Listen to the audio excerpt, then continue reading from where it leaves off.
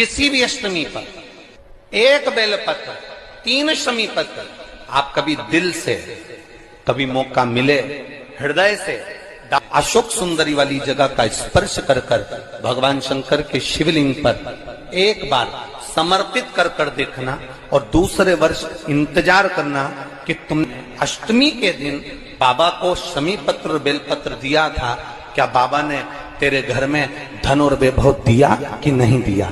जो स्थिति में गाड़ी चल रही थी वो स्थिति की गाड़ी तेरी पार हुई कि ना हुई।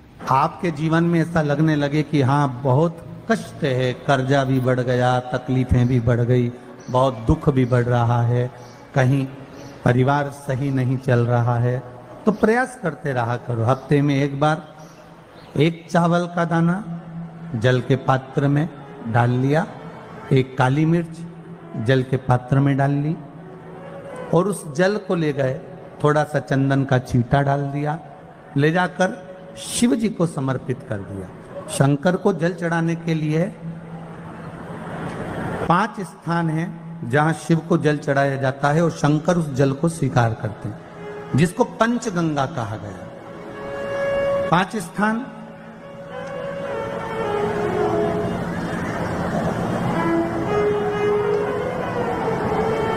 अच्छे से समझ लीजिएगा, जब भी शिव मंदिर में जाएं तो ये 5 स्थान शिव को जल चढ़ाने के लिए ये रखा।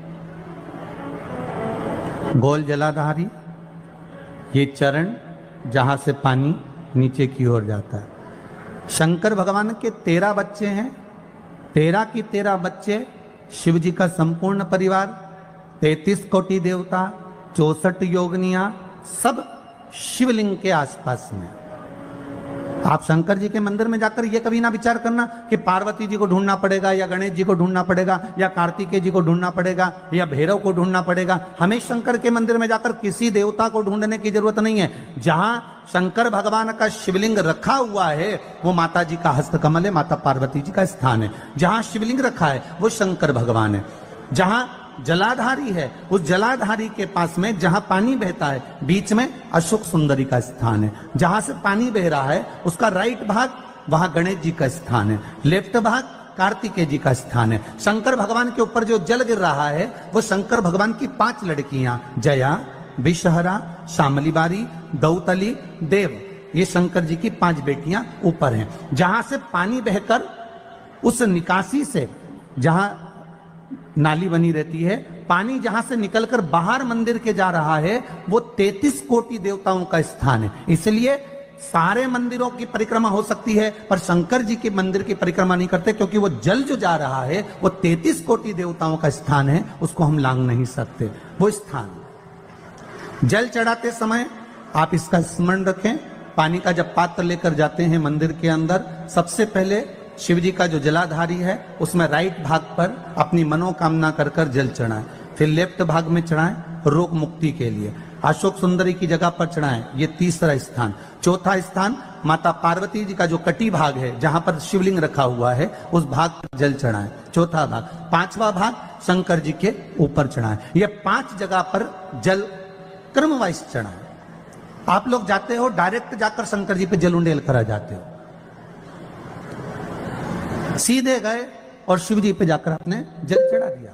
हमारे यहाँ शास्त्र कहता है जैसे अपन देवताओं की पूजन करते हैं तो पंडित जी सबसे पहले पूजन किसकी कराते हैं? जम के बोलो जरा, गणेश जी की। गणेश जी के बाद पूजन कराते कराते कराते कराते कराते कराते आगे के सारे देवता कराते कराते कराते कराते फिर जन पर पहुंचते हैं। आप डायरेक्ट मूल पूजन कराते कराते कराते कराते कराते कराते आगे के सारे देवता कराते कराते कराते कराते फिर मूल पूजन पर पहुंचते हैं। आप डायरेक्ट मूल पूजन पे पहुंच जाते हो। और सरल भाषा में समझ लो, जितनी सरल भाषा में समझोगे ना उतना अपने जी। कार्तिकेय स्थान, अशोक सुंदरी का स्थान। अशोक सुंदरी के स्थान पर जल क्यों चढ़ाया जाता है? क्योंकि भगवान शंकर की सबसे छोटी लड़की जो है वो अशोक सुंदरी है, और ये जो छोटी लड़की है अशोक सुंदरी, ये नारी को अखंड सौभाग्यता का वर प्रदान करती है। कौन सी नारी को? किस नारी को अखंड सौभाग्यता देती है? तो महाराज शास्त्र कहता है जिस नारी के भाग्य में लिखा होता है कि इसको वैधव्य होना है, इसके पति को समाप्त होना है, अगर वो नारी अशोक सुंदरी वाली जगह पर जल चढ़ा देती है तो पति पर अगर काल भी मंडरा रहा होता है तो मां अशोक सुंदरी महाकाल से कहकर काल को टाल देती है। वो अशोक सुंदरी का स्थान, वो माता अशोक सुंदरी का स्थान। नियम है, यहां जल चढ़ाया, फिर कार्तिकेय बाबा को चढ़ाया, फिर अशोक सुंदरी को चढ़ाया, फिर कटी भाग पर। ये कटी भाग बड़ा विशेष भाग है महाराज, बहुत बहुत ध्यान दीजिएगा। जिस पति और पत्नी में विवाद होकर अदालत तक बात पहुंच गई हो और तलाक तक की नौबत आ रही हो, महाराज उनको जोड़ने के लिए ये कटी भाग मूल होता है। कौन सा कटी भाग? जहां पर शिवलिंग रखा है, जहां शिवलिंग रखा है ये कटी भाग मूल होता है। कहते हैं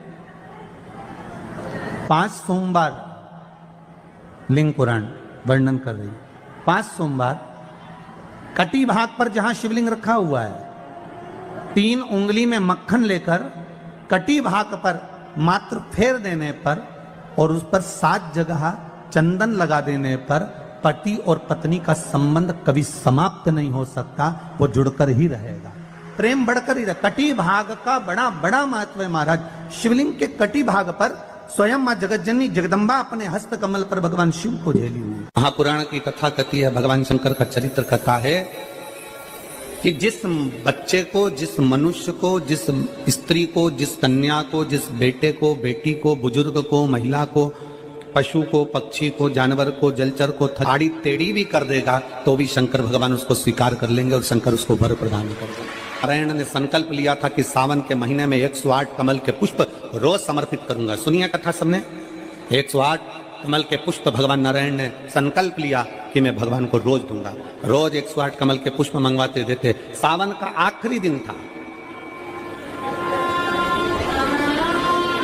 सावन का आखिरी दिन, और सावन के आखिरी दिन भगवान नारायण 108 कमल के पुष्प लेकर भगवान को चढ़ाने के लिए जैसे जैसे ही चढ़ाने के लिए बैठे वैसे ही एक कमल का पुष्प कम रह गया। लक्ष्मी जी से कहा जाओ जल्दी से कमल का पुष्प लाओ। लक्ष्मी जी कमल का पुष्प ढूंढती रही, नहीं मिला। सब दूर देखा, सारी जगत में देखा, पर कमल का पुष्प लक्ष्मी जी को नहीं मिला। लक्ष्मी पूजन की थाली में कमल का एक पुष्प कम रह गया। भगवान नारायण ने अपना आंख निकालकर भगवान शंकर को समर्पित कर दिया। क्या निकालकर समर्पित करी? अपनी एक आंख। और जब भगवान ने अपनी एक आंख निकालकर भगवान को समर्पित करी, उस दिन का नियम है, आज तक अगर पूजन की थाली में कोई कमी रह जाती है, पूजन में कोई कमी रह जाती है, तो एक आंख मतलब आखा चावल। आखा चावल जानते हो आप लोग? जम के बोल संसार सागर में कलिकाल में एक आंख के बराबर आखा चावल, एक आखा चावल पूरी पूजन होने के बाद शंकर जी को समर्पित कर दो। शिव भगवान नारायण की आंख के बराबर उसको स्वीकार कर लेते, भगवान शिव उसको स्वीकार कर लेते, शंकर भगवान उसको स्वीकार कर ले, शंकर को दे दिया। शंकर भगवान ने अपना सुदर्शन चक्र भगवान विष्णु को दे दिया। भगवान शंकर त्रिनेत्रधारी हो गए और भगवान नारायण सुदर्शन चक्रधारी हो गए। सुदर्शन चक्रधारी, सुदर्शन चक्रधारी।